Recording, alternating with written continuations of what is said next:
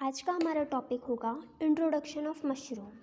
इसमें हम पढ़ेंगे मशरूम के ओरिजिन और हिस्ट्री के बारे में, फिर उसके क्लासेस और फाइलम डिवीज़न ये सब बताऊंगी मैं आपको, और उसके स्ट्रक्चर, उसकी न्यूट्रिशनल वैल्यू, मशरूम के टाइप्स और ग्रोइंग सीज़न, बेनिफिट्स, और लास्ट में हम पढ़ेंगे मशरूम की स्कीम्स के बारे में।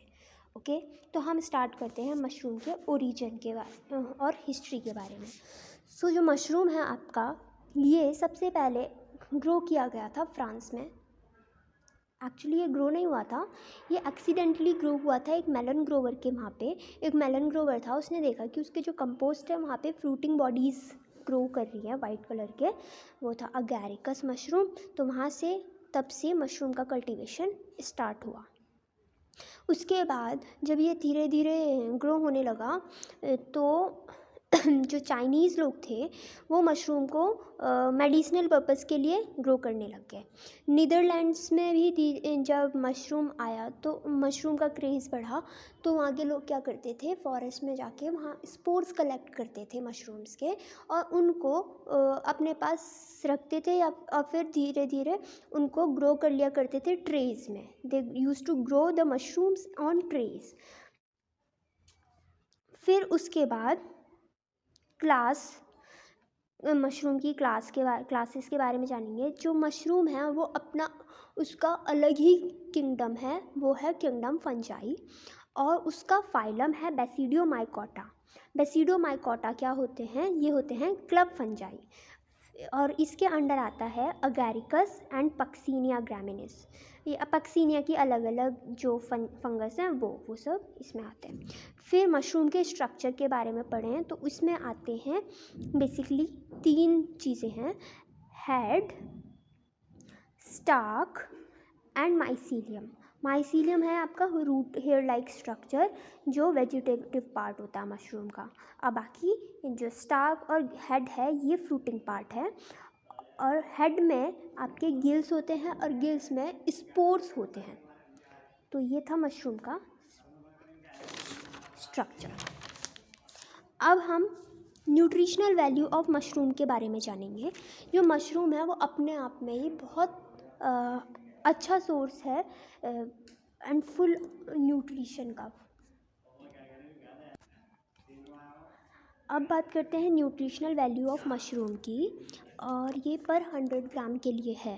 तो मशरूम अपने आप में काफ़ी अच्छा सोर्स है प्रोटीन का, कार्बोहाइड्रेट्स का, और बहुत सारे विटामिन्स और अमाइनो एसिड का। मशरूम में प्रोटीन है 3.1 से 3.4 ग्राम के अराउंड। मशरूम में प्रोटीन है 3.4 gram, carbohydrates 2.4%, fat 0.4%, minerals 0.6%, water 91%, thiamine जिसे हम विटामिन बी बोलते हैं B1 वो है 0.1 मिलीग्राम, विटामिन B2 जिसे हम राइबोफ्लेविन बोलते हैं वो है 0.5 मिलीग्राम, विटामिन B3 जिसे हम नियासिन बोलते हैं वो है 3.8 मिलीग्राम, फिर विटामिन B5 जिसे हम पेंटोथेनिक एसिड बोलते हैं वो है 1.5 मिलीग्राम। बाकी और भी मिनरल्स हैं जैसे कैल्शियम, पोटेशियम, फॉस्फोरस, जिंक, ये सब थोड़े मात्रा में हैं, थोड़ी। तो बाकी और भी न्यूट्रिशंस हैं जैसे कैल्शियम, फॉस्फोरस, पोटेशियम, जिंक, ये थोड़ी क्वांटिटी में हैं। और विटामिन डी, मशरूम एक ऐसा इंडिविजुअल सोर्स है विटामिन डी का कि आप विटामिन डी की कमी मशरूम खाने से पूरी कर सकते हैं। मशरूम का क्या है, उसे अगर आप थोड़ी देर अगर धूप में रख देंगे तो वो यूवी रेडिएशंस को एब्जॉर्ब कर लेगा और वो भी एक विटामिन डी का सोर्स बन जाएगा। और वैसे उसमें 0.2 माइक्रोग्राम्स विटामिन डी होता है। और काफ़ी सारे amino acids, essential amino acids जो होते हैं वो मशरूम्स में पाए जाते हैं। अभी हम बात करेंगे types of mushroom on the basis of their eating, edible and non edible में, ठीक है। तो एडिबल मशरूम कौन से होते हैं, जिन मशरूम को हम खाते हैं, जिनका प्रोडक्शन ही कंजप्शन पर्पज़ के लिए किया जाता है, खाने के लिए किया जाता है।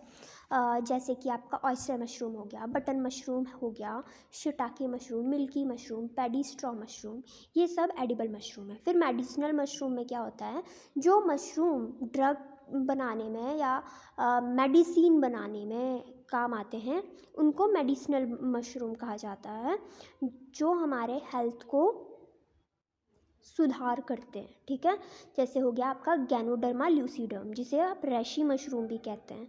फिर है लायंस मेन मशरूम, ये भी एक मेडिसिनल मशरूम है। फिर आते हैं आपकी पॉइजनस मशरूम। पॉइजनस मशरूम क्या होते हैं, जिनको खाने से आपको नॉसिया, वॉमिटिंग, इवन डेथ तक भी हो सकती है। इसमें अमीनटा स्पीशीज़ जो होती हैं वो काफ़ी मेन है। फिर है ट्राइक्लोमा मस्केरियम, ये पॉइजनस मशरूम है। पॉइजनस मशरूम को कैसे आइडेंटिफाई करें, ये मैं बताती हूँ।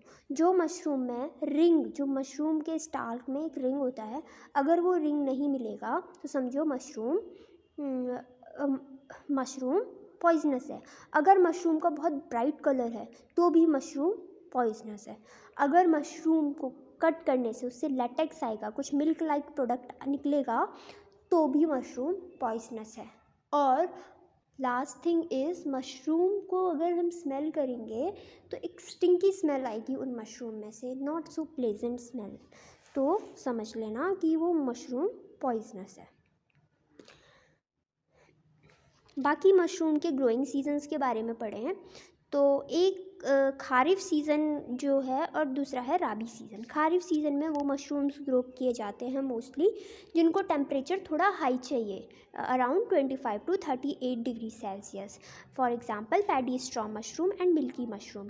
और राबी सीज़न में थोड़े जिनको कूल क्लाइमेट चाहिए वो मशरूम ग्रो किए जाते हैं, जैसे आपका oyster mushroom and button mushroom. इनको टेम्परेचर चाहिए 15 to 25 डिग्री सेल्सियस तक।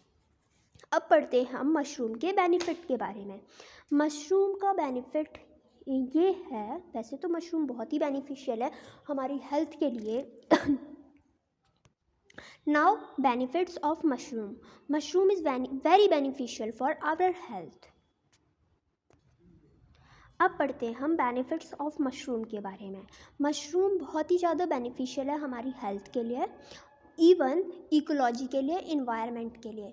अगर मशरूम्स या फंगस नहीं होते तो कोई भी चीज़ डिके नहीं होती और डिके होकर वापस मिट्टी में नहीं मिल जाती। तो इसीलिए सबसे इम्पॉर्टेंट मशरूम और फंगस यही रोल है इन्वायरमेंट के लिए। अब बात आती है बॉडी की, तो मशरूम इफेक्ट ऑन ट्यूमर्स पे बहुत अच्छा इफेक्ट है। एंटी एजिंग होते हैं, लीवर प्रोटेक्शन में इनका हेल्प बहुत अच्छा इनका रोल है। और एंटी कैस्ट्रोल होते हैं, effect on hypertension, anti cancers, they are antibiotics, treatment of diabetes, improve brain cell. ठीक है, तो रिसेंटली एक यूनिवर्सिटी, क्वींसलैंड यूनिवर्सिटी ने एक रिसर्च में पाया है कि mushroom improves brain cell targeting the nerve growth factor. ठीक है, ये ब्रेन सेल पे बहुत अच्छा इफ़ेक्ट करते हैं, हमारे न्यूरॉन्स को बहुत स्ट्रॉन्ग बनाते हैं, उनका सिग्नल्स लेने की जो स्ट्रेंथ है वो इंक्रीज़ हो जाती है। और वो कौन सा मशरूम है, वो है लॉयंस मेन, जो मैंने अभी आपको मेडिसिनल मशरूम में लॉयंस मेन मशरूम बताया था, उसी को वही इसमें उन्होंने काउंट किया है। उसका साइंटिफिक नेम है हेरिसियम एरिनेसियस। ठीक है, और अब हम पढ़ेंगे इसकी मशरूम में और अब हम पढ़ेंगे मशरूम के स्कीम्स के बारे में और प्रोजेक्ट्स के बारे में।